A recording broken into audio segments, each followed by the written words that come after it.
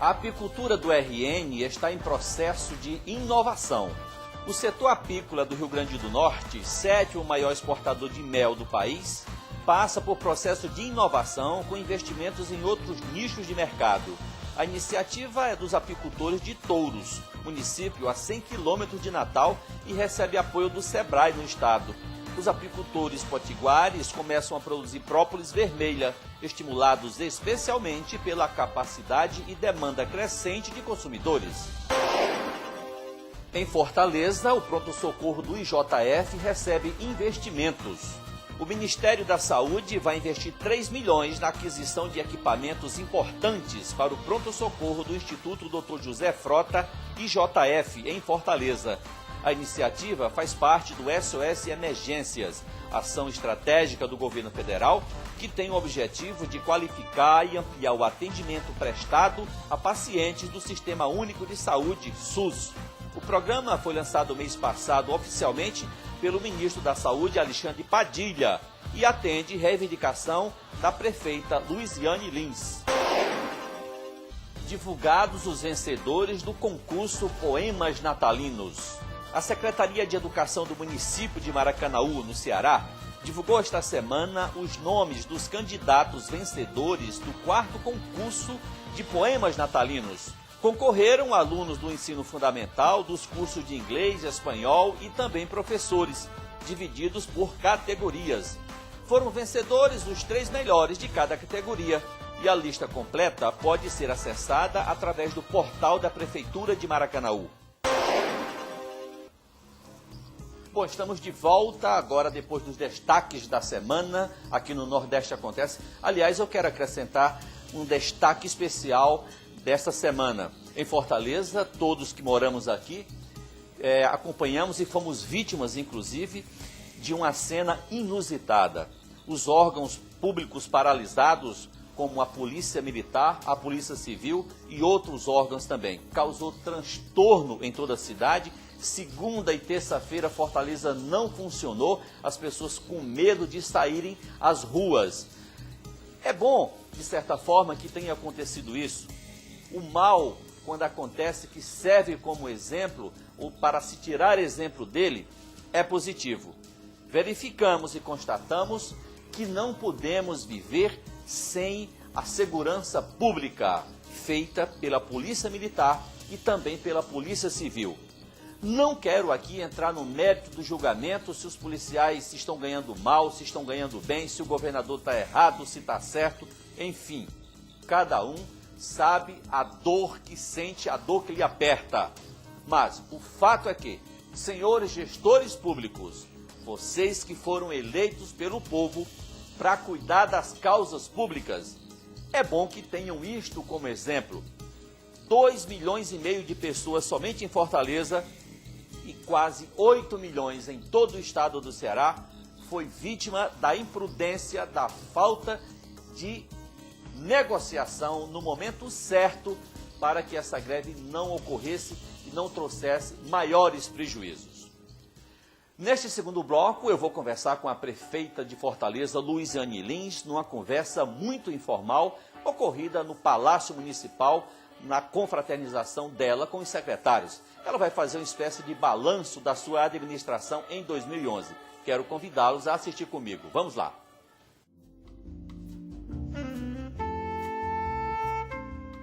Mais um ano que se aproxima. Eu estou aqui com a prefeita Luiziane Lins. A gente vai conversar um pouco sobre as atividades de 2011. Prefeita, 2011 foi um ano bom para você pessoalmente? A cidadã Luiziane, foi bom para você? Fez novas amizades, manteve as que já tinha?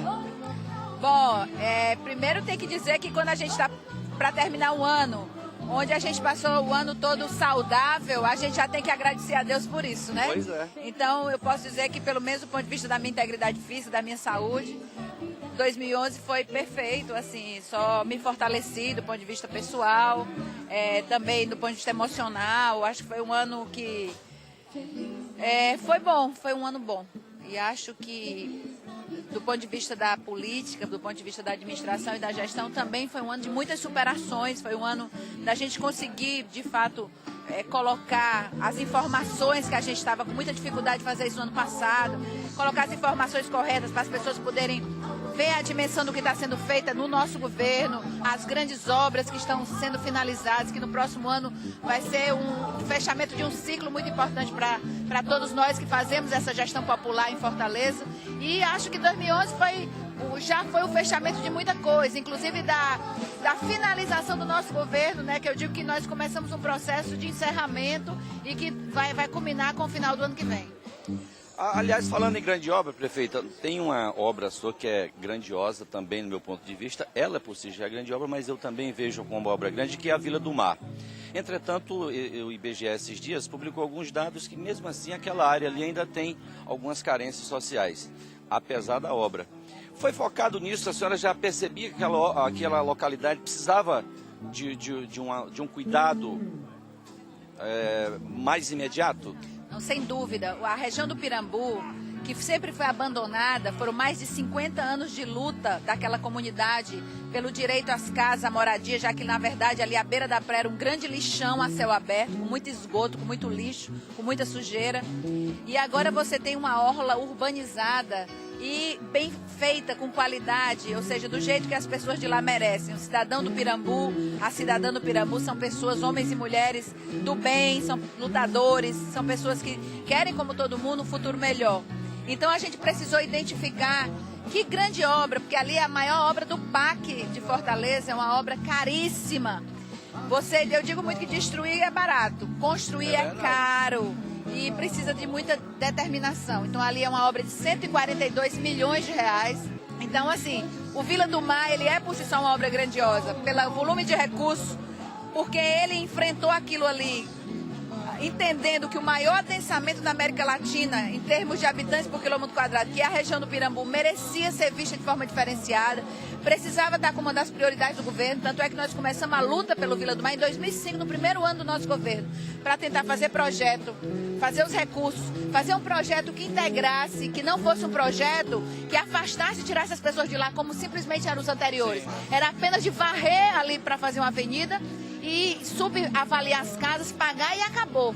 Quando, na verdade, hoje a gente tem uma obra grandiosa que diz a que veio, ela inclui, ela não faz distinção em quem é pobre e quem é rico, ela as pessoas permanecem lá, né? Permanecem lá e agora com qualidade de vida, podendo ter um visual da praia, podendo ter espaço para fazer esporte, podendo ter espaço, uma ciclovia para poder andar de bicicleta, uma estrada de contemplação que vai permitir que garanta a integridade física das crianças que querem brincar e não adiantava uma avenida para poder colocar em risco ali milhares de crianças que moram naquela comunidade.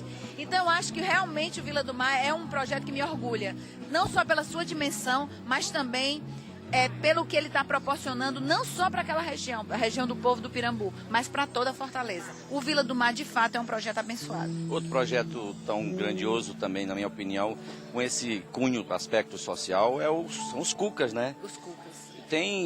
Até o final do ano agora, enfim, a gente já terminou o ano. Agora, para o início do ano, tem algum para concluir? São dois, né? Nós estamos está com 75% das obras concluídas.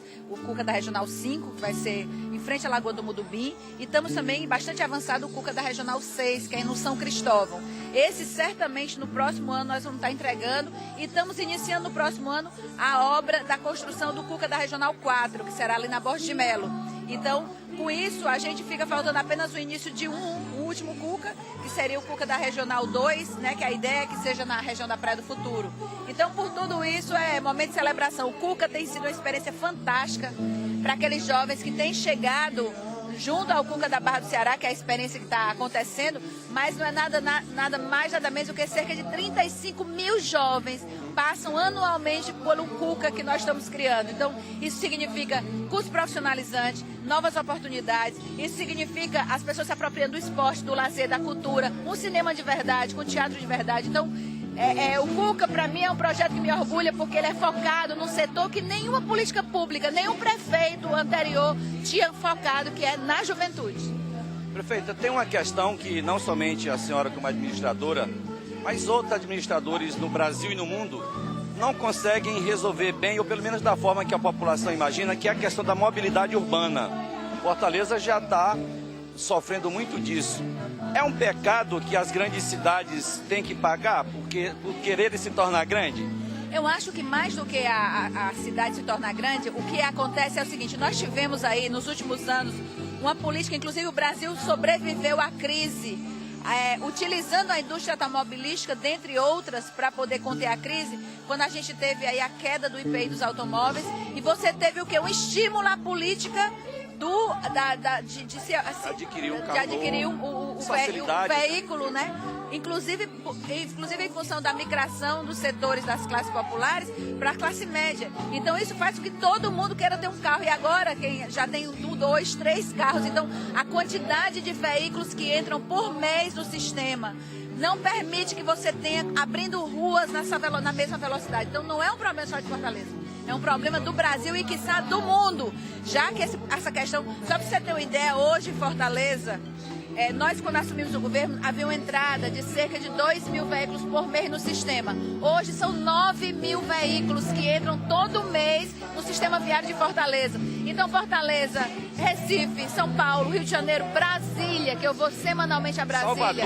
Salvador, eu vou semanalmente a Brasília. Brasília tem um plano todo desenhado, o plano piloto. E Brasília está inviável. Sair do aeroporto em Brasília para chegar. Inviável Brasília, porque o trânsito. Então, assim, é uma questão que nós vamos ter que encontrar a médio e longo prazo soluções que passam, inclusive, para as pessoas terem outras formas de transporte, a bicicleta, a caminhada, fortalecer o transporte público. Não é à toa hoje que nós temos a tarifa de transporte mais barata do Brasil de sistema integrado. É exatamente para ver se o cidadão ele é seduzido pela ideia de poder pegar um transporte público, pegar um ônibus, um transporte coletivo e evitar que ele tenha que se deslocar de carro, guarde o carro para o final de semana ou coisa desse tipo. Então, é um conjunto de medidas e agora em janeiro nós vamos estar promovendo um grande seminário com especialistas de Fortaleza e do Brasil inteiro sobre mobilidade urbana e sobre trânsito. Porque obras de mobilidade nós vamos fazer. Das 6 obras da Copa de mobilidade, 4 da matriz da Copa, 4 são de responsabilidade da Prefeitura. São a criação de BRTs, são espécies de vias expressas de ônibus, que vão ficar no entorno do Castelão, com ampliação da Dedé Brasil, da Paulino Rocha, da Alberto Craveiro.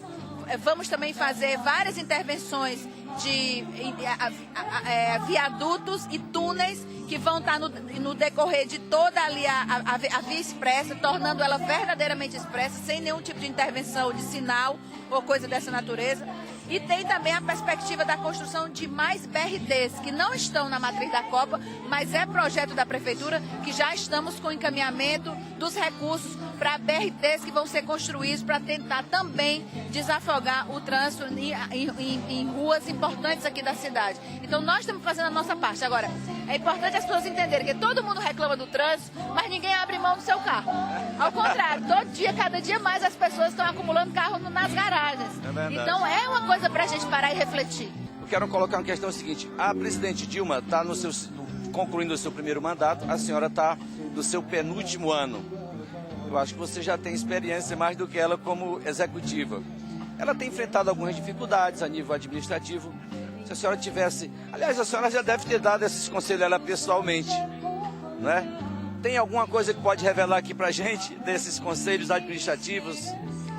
Olha, eu acho que ela está trilhando um caminho correto, acho que é importante as iniciativas que ela vem tomando, a austeridade do governo. E acho que a única coisa que de fato às vezes preocupa é que com essa questão das trocas ministeriais, você tem às vezes a paralisação de alguns serviços que estão naquela pasta.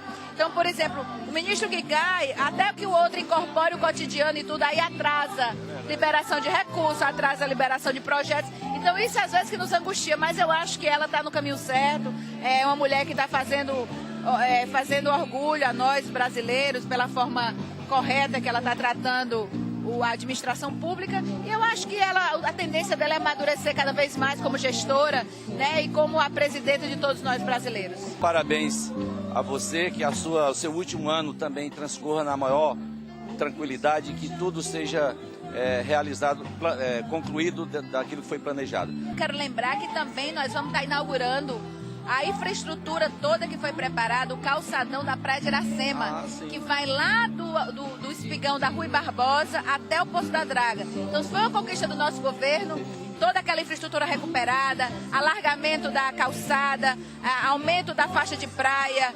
sinalização, iluminação pública. Hoje já temos um espaço lotado, um espaço que praticamente estava abandonado. Hoje a gente tem um espaço onde as pessoas estão retomando. Obrigado, prefeita. Eu que agradeço.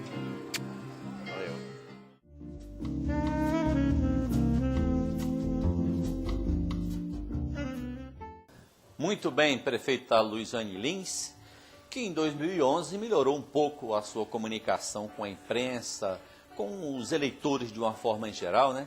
Fazendo chegar até a todos, através da imprensa, que são os meios de comunicação, as suas realizações. Faltou a prefeita citar aí o Hospital da Mulher, que também é uma das grandes obras desta administração. De fato, a prefeita tem feito grandes obras. Transfor também foi outra obra muito grande realizada, que está ainda em andamento na cidade de Fortaleza, que traz algum transtorno, inclusive para o trânsito, mas também pode ser atribuída a ela como uma grande obra. Falando de política nacional, ela falou um pouco também sobre a administração da nossa presidenta Dilma Rousseff, da qual ela tem um nível de amizade, um grau de amizade, tanto pessoal quanto também partidário.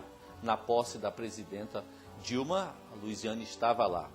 E, de fato, a presidenta Dilma ouviu a nossa prefeita pelo fato dela ser uma das poucas administradoras públicas do Brasil. Aliás, ela é a segunda, sendo que em Natal tem a outra, que é prefeita também, não é? Uma das poucas administradoras mulheres, e as mulheres, de uma forma em geral, têm as suas dificuldades em função da maioria dos órgãos públicos, os ministérios, tradicionalmente tenham sido todos dominados por homens.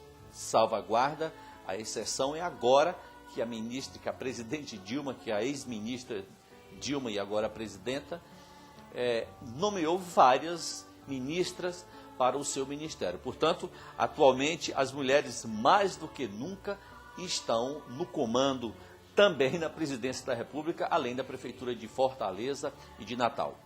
Nós, durante esse ano de 2012, continuaremos aqui falando de todos os assuntos de forma sutil, de forma sempre positiva. Quero agradecer a sua presença, a sua audiência comigo aqui, e na próxima semana estaremos de volta. Até mais!